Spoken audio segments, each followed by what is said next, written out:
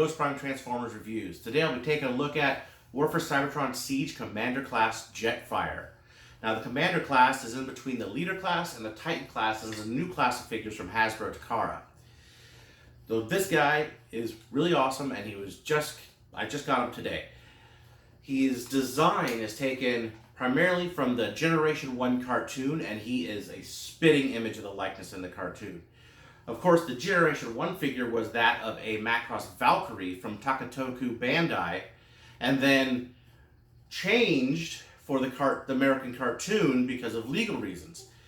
Jetfire has a very sordid history with legal reasons in and out, and his character design, leading all the way up to a San Diego Comic-Con set crossover with G.I. Joe, but that's a whole nother story for a whole nother video. This guy is quite amazing. Without any further ado, let's get to the review. Alright, let's start out by taking a look at his box. Now his box is very hard to get into frame, so you have to bear with me while I try to adjust this camera to see this whole view of this box. This box is massive and has some amazing artwork on the front of it here. Beautiful artwork of Jetfire, Skyfire, whatever you want to call them. Very, very nice on the front.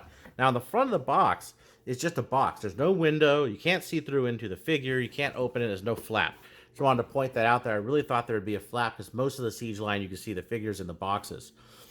So turning the box to his side, you have the standard Siege War for Cybertron imagery. On the back, you have pictures of him in his battle mode, which has all his armor on him, combat ready.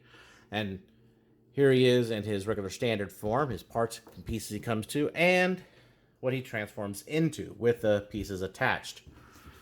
The other side is just a continuation of this image wrapped around, and it has the Ark in the background ready to go to Earth. Very cool. Bottom is the standard bottom with the UPC and the legal jargon, and the top has the Autobot logo and Transformers War for Cybertron trilogy.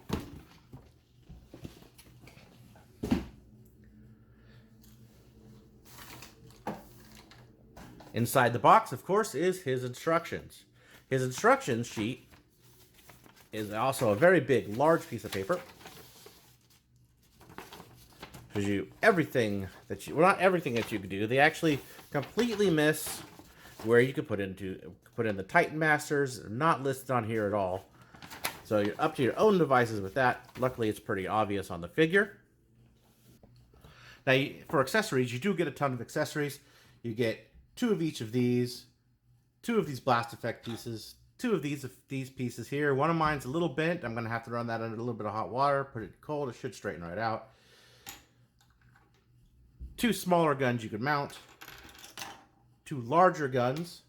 2 even larger guns. His battle mask, which actually comes in the chest piece. Now in the box, he's packaged with it in... I have this trouble with this figure. In here. And it goes like that. I couldn't find it at first. Just so you know, if you think he doesn't have a battle mask, look in the back of it. It's probably in here.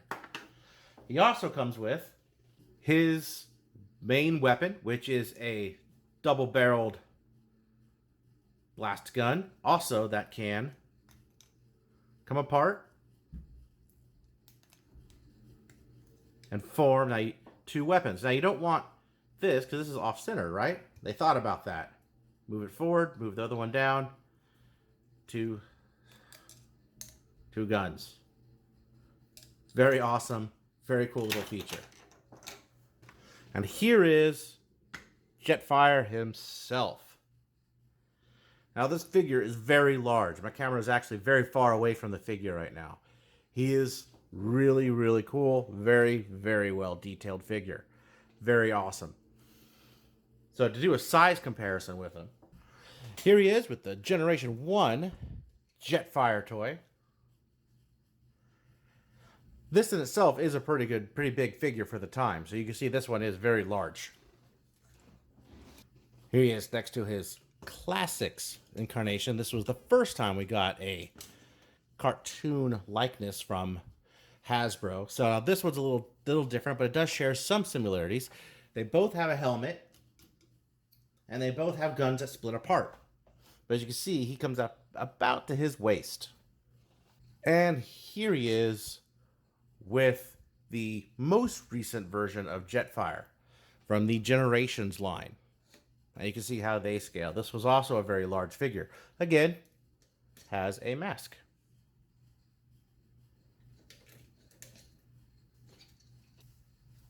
Oh, so many Jetfires. So cool. Now, here is taking a look at the latest. Now, like I said, he is big, so let me see if I can get the camera up to his face. He has a beautiful face sculpt. All the detail on this guy is sculpted very, very nicely. Very, very nicely, as with the rest of the Siege line. He does have some paint in some places that are kind of an off-white, like his shins, the inside of the legs here.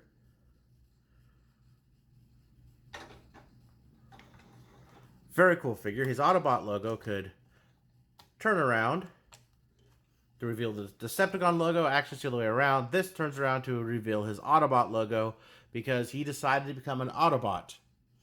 And I believe the episode Fire in the Sky, don't quote me, I don't remember. I think that's the episode name. Or he became an Autobot. All the details, very cool. Also, love this feature. See his hands here open. Close his hand. Out pops the little hole there so he could put his guns in. Very cool.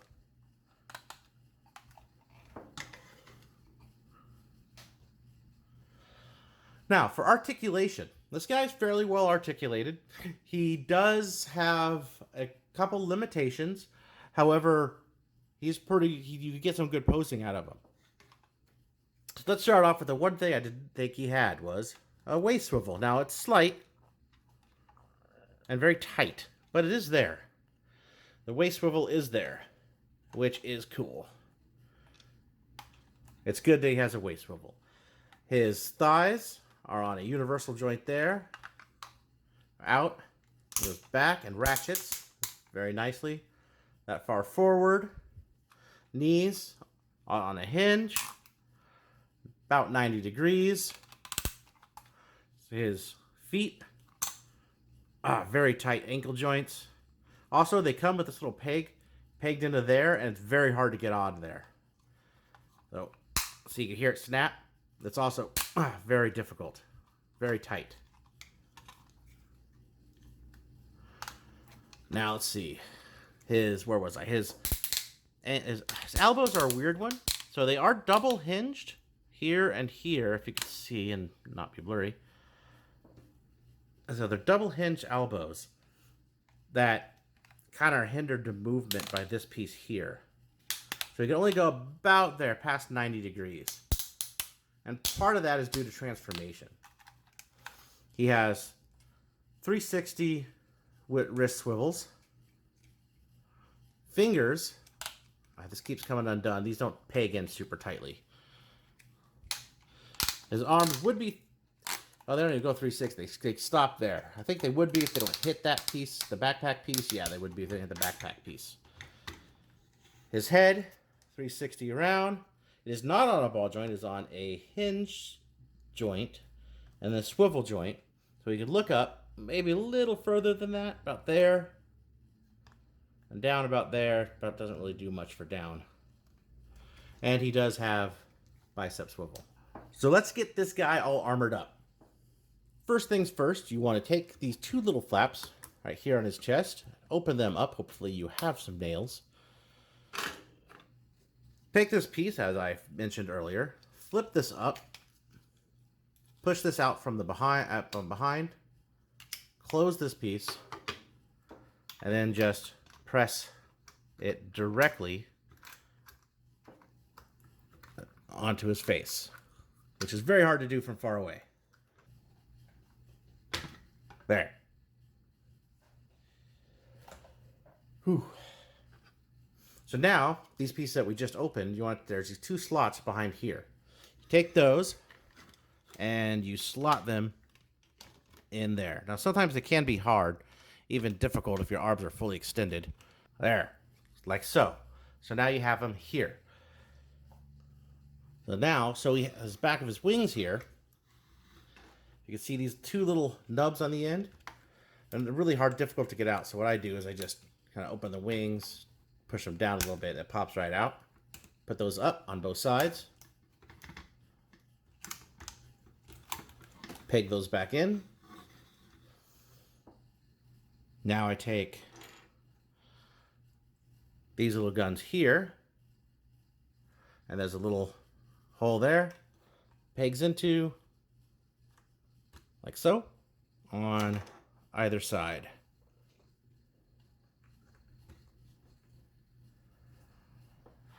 Now these guns, the longer ones with the two little pieces sticking out here, there's a hole right here. Now what you want to do with these is there's a peg right here. And these peg on that hole in there, like so. Just press them in there, like that, on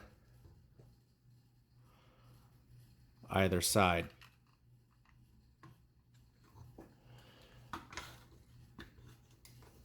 And we have them in this mode so far. So you take these weapons next. If you'd like to have them in combined form, move the handles up. Make sure they're up on both sides. Peg it together, like so. Move his fist, makes a fist. Press it in there. Now it's very tight. That's a very small little place. So I do feel like I'm going to break it in and out. So be wary of that. That little round hole that opens up in between the thumb and the forefinger, it's a really small hole for that peg. These pieces here, the double-barreled gun, peg on either side of his arms here. Peg into like so.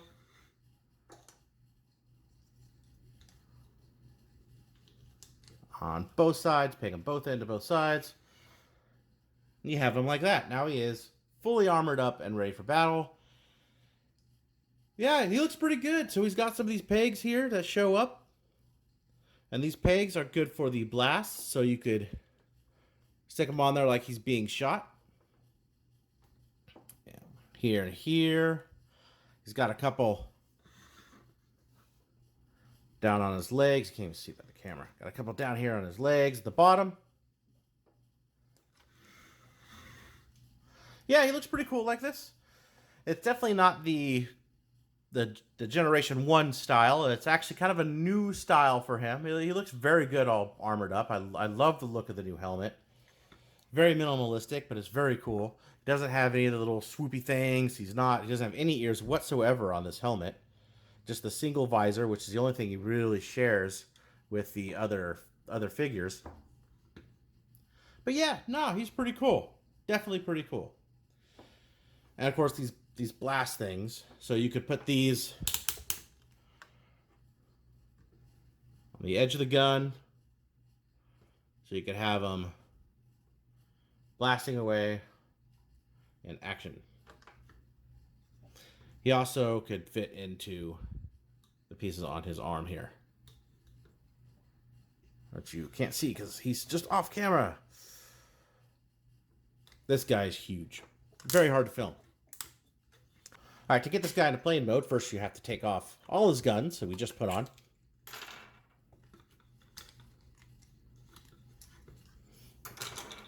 Put them aside for just a second. Oh, come on out of there.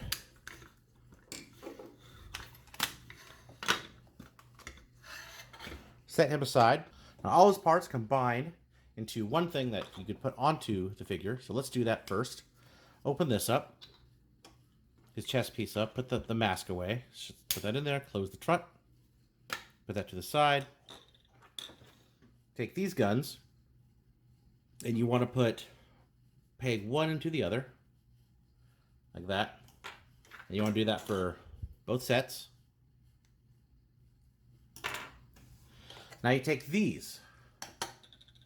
See if I can remember how to do this. You take that, and then you take this. Now this gun has slots right here on either side. And you take these up from upside down like this, so this peg is exposed. Slot this piece into there, and this one onto that side. Now you take this piece, and you can see there's actually slots for here and here, here and here. Now these are shaped like the backs of these. That's where these peg into. And then these two pieces go on these pegs here. And just line them up. And peg them in like that. And then these pieces here, you take the wing here, and they go backwards, and there's a slot right there. You slot that in.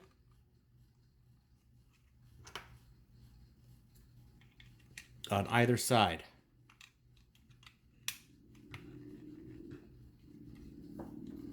So you have something that looks like this. And this goes on the top of the plane mode. For the plane mode,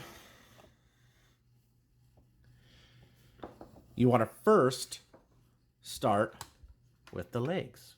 So the legs have a door here, and here's the feet. You want to make sure the ankles are snapped. The back of the foot goes first, the front of the foot goes around, and there's a little nub. So this piece on mine is incredibly difficult to get out. So right here, and then you just unsnap it. You'll see the little thruster piece come out. And that has this mechanism inside the leg. So what you do here is kind of like the old, what was it, Combiner Wars, where you just kind of push it in there, like that. And then this piece sits on top of the leg. And you do that for, this piece sits on top, and you do that for both sides. Make sure you peg them both in, and the legs are done. There, now it's much easier to video. So, fold these little pieces back in from his armor. These chest pieces tab on the bottom and the top. And so you move those up like that. And then inside here has the cockpit, and there's the front of the cockpit piece on the back. It's very hard to see on camera now. So what we want to do is take it, and what I just pull it from the back. I got to lift up a little bit. It's kind of tight in there. There we go. And that just kind of pops out like that. So these have to, oh yeah, these also have to be untabbed. They'll come untabbed anyway.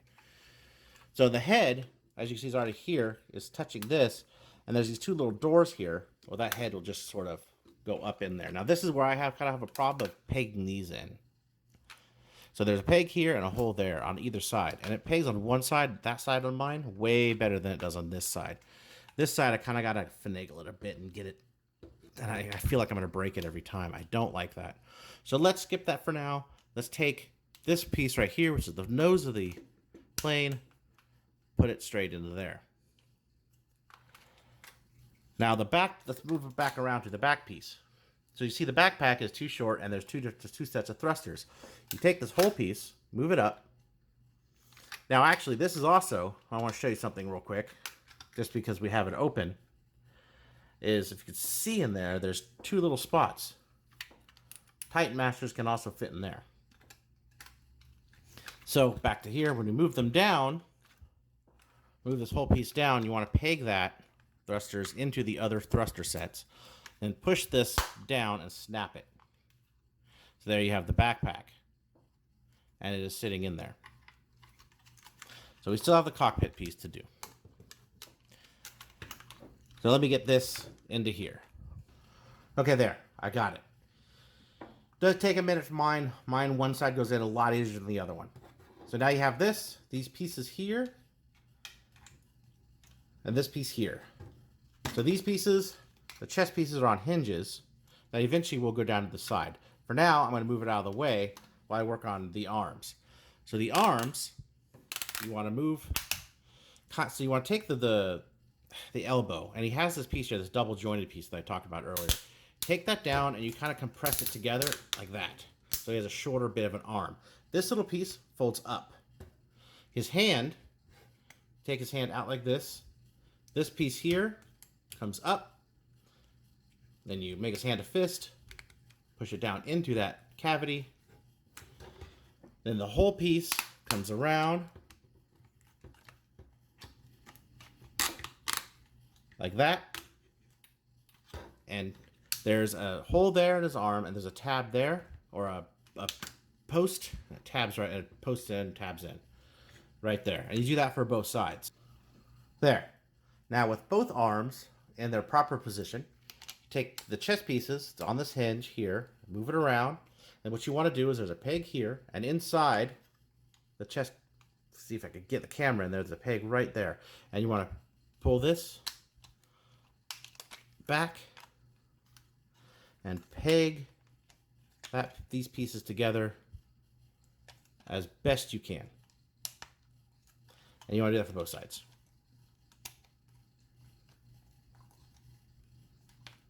So you have something that looks like this now.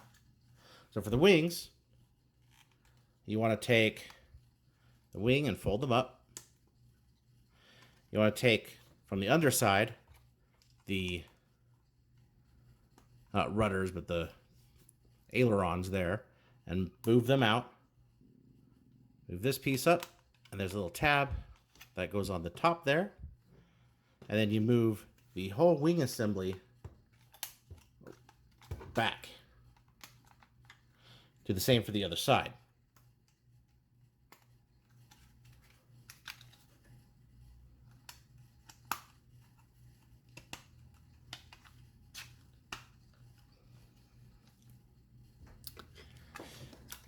And there he is in his jet mode without his armor.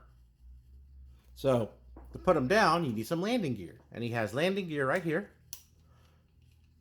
It's very hard for me to get out without any nails. Front landing gear, and he has rear landing gear. There you have it. So this piece that we just put together, you see, take his gun. See, his post is still up on his gun, and then there is a hole right there. You take that and you peg that in, which he looks like that. And now that could actually kind of move like this, so he could fire as he flies along. This jet mode is very big with a huge wingspan. Just a huge wingspan. Very impressive looking. See him from the bottom, from the side, and the top. Now the bottom does have a lot of the robot bits sticking out, but it's not too bad. It's not the worst I've seen. Oh, one more thing. So the cockpit, as I mentioned, can hold a Titan Master. What you want to do with that is it comes with a little piece in it. So you want to move the nose down, lift the canopy up, and there's this piece in here. Now you have that in when he's a robot, and you just kind of take this piece out. If I could get it out of there, so they're pretty snug. So there, I finally got it out. I had to work at that almost for about 5 minutes. It's a pain in the ass in mine. I don't know if it's like that in yours, but anyway, the cockpit opens, and there you can put a Titan Master in.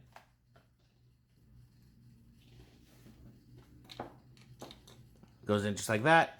Close the cockpit, and you can stay in there. Now, Jetfire also has a couple other little things. So for the larger figures, he has these little handles, so he could fly in, and this is where a figure could hold on to, and you could fly in and drop them there. He also has something very cool. He has on his belt here, which is still exposed, he has more handles. And what you want to do is you want to take this piece here, the side of his belt, push it forward, and then a handle pops out. So he could carry four deluxe or leader class figures, and then for dropping into the battle. It's a really cool little feature, very awesome. Now I did mention something about his joints. One thing about his joints are they are very tight. On mine, one of the knees is a little loose. It's not something I couldn't tighten with a screwdriver. Not really that big of a deal. Some of the tabs kind of pop off a little bit, not too bad. Like I showed you on the shoulders. Still, this guy's very cool. These pieces here, push them together. Like so, and it becomes a giant either blast for a gun or blast from the engines.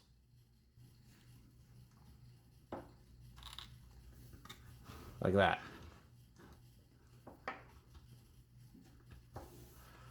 I highly recommend this figure. He is, without a doubt, an awesome figure. You will love him. Definitely, you will love this guy, to have this guy in your collection. Even if you have the other ones, he is a really nice figure. And that was War for Cybertron Siege Jetfire. Yeah, he's a fantastic figure. He has a ton of detail, ton of playability with the Titan Masters. He is very awesome. They actually did a really fantastic job on this new Commander class. I really hope they bring us some more figures. He is really, really good figure. Now, he's not quite a masterpiece level, but he does look fantastic. He is very close. As you see, this gap is bridging between the main line and the masterpiece. Makes me wonder what's in store in the future. So no matter what version of Jetfire you have currently, I highly suggest picking this guy up. You will not be disappointed with him. He is a fantastic figure. He has a ton of gimmicks, a ton of little details that really set him apart and really elevate him to that next level. So please, like, subscribe, ring the bell, hit the downvote button if you have to. Until next time, I'll see you later.